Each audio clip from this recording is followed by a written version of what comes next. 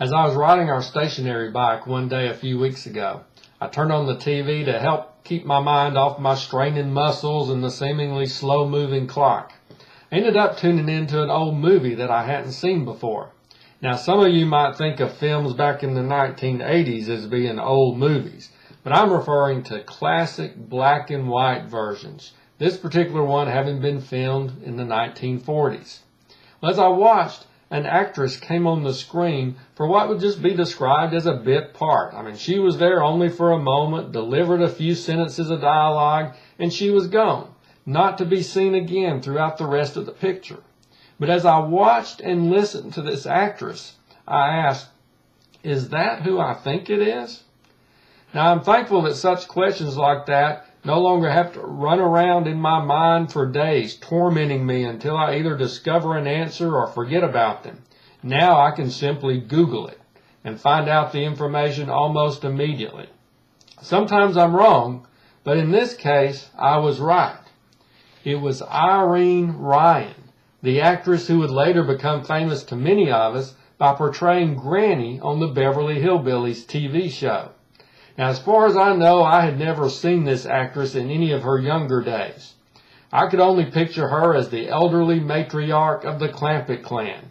So I was fascinated to see what she looked like decades before taking on her most well-known role.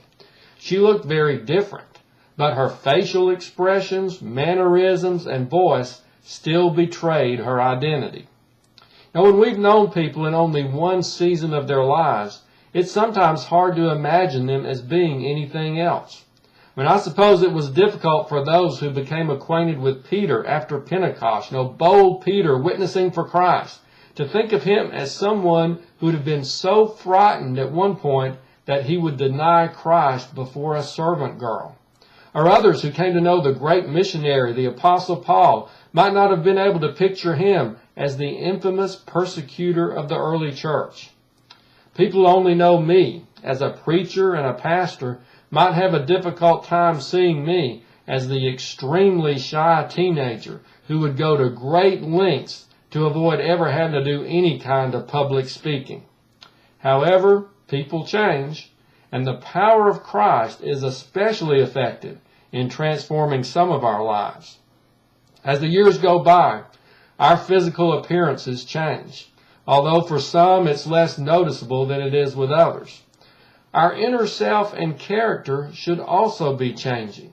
Through the transforming power of Christ, we shouldn't be the same people that we were before we put our faith in Jesus. And we should continue to experience growth and progress throughout our years here on earth.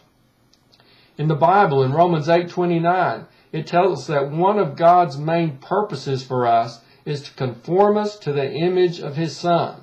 Therefore, we ought to be becoming more like Jesus as time goes by.